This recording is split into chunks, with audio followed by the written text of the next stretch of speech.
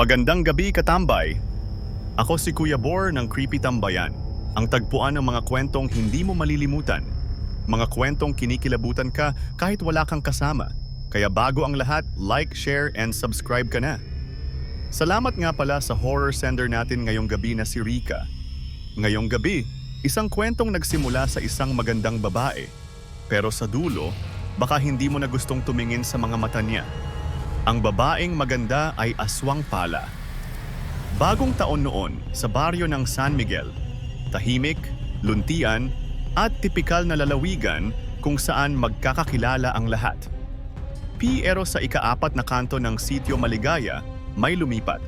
Babaeng maganda, maputi, matangkad, mahaba ang buhok.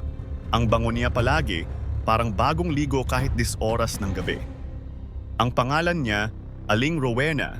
Tahimik siya, magalang, mahilig ngumiti pero bihirang lumabas sa araw. Ang sabi ng mga kapitbahay, baka daw galing syudad kaya di sanay sa init ng araw, pero mabait siya. Palaging may pakimkim sa mga batang dumadaan. Mahilig ding magluto at paminsan-minsan namimigay ng ginataang bilo-bilo. Pero pagkatapos ng unang linggo ng paninirahan ni Aling Rowena, gabi-gabi na lang may nawawala. Unay isang manok, tapos isa pang manok. Kinabukasan, isang pusa ang hindi na umuwi. Hanggang sa bawat bahay sa paligid ni Aling Rowena, may nawawalang alagang hayop. Tinanong siya ng mga kapitbahay, "Nay Rowena, baka po may ligaw na ahas o pusa-pusang ligaw sa paligid?" Ngumiti lang siya. "Hindi ko po alam, baka nga may hayop lang talaga sa gabi." Pero sa loob ng mga gabi, may ibang nakikita ang ilan. Si Mang Dolfo, isang matandang lasenggo, ang unang nagsabi, "Ako lasing ako noon pero alam ko ang nakita ko. May nilalang sa taas ng bubong ni Rowena. Hindi tao, nakalutang, parang may buntot na mahaba. Parang ahas ang dila at may mata na pula." Siyempre, walang naniwala. "Lasing ka lang, Dolfo," sabi nila. Pero sumunod na gabi, ang anak ng kapitana, si Lyra, nakita rin. "Galing kami sa lamayan sa kabilang baryo, papauwi na kami. Dumaan kami sa tapat ng bahay ni Aling Rowena. May nakita kaming liwanag sa itaas ng puno ng mangga. Tapos may umiindak na anino.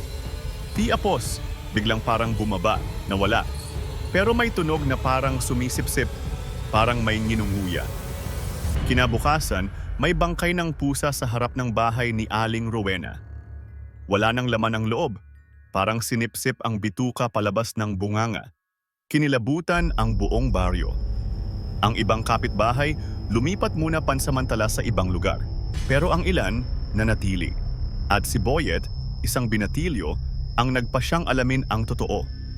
Nilapitan niya ang batang si Luis, pinsan niya, at nagplano silang manmanan si Aling Rowena. Isang gabi ng kabilugan ng buwan, nagtago sina Boyet at Luis sa likod ng bodega ni Mang Cardo. Mula roon, tanaw nila ang bintana ng bahay ni Aling Rowena. Tahimik, wala pang ilaw, hanggang sa may kumisap na liwanag sa loob.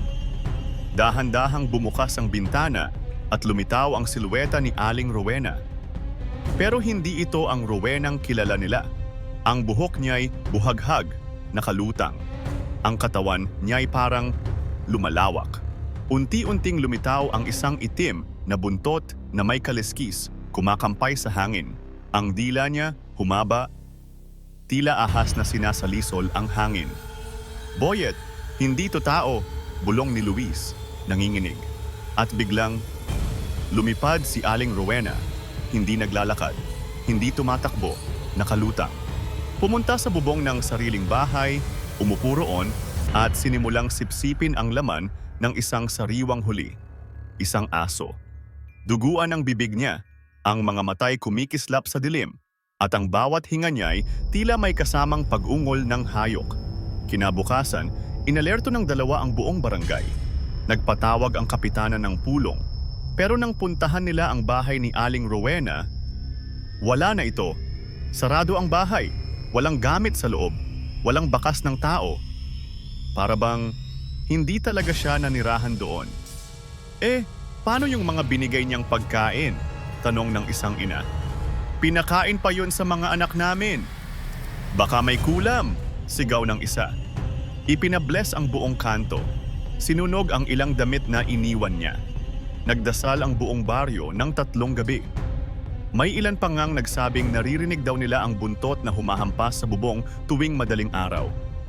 Lumipas ang 1 buwan, tahimik ulit ang baryo.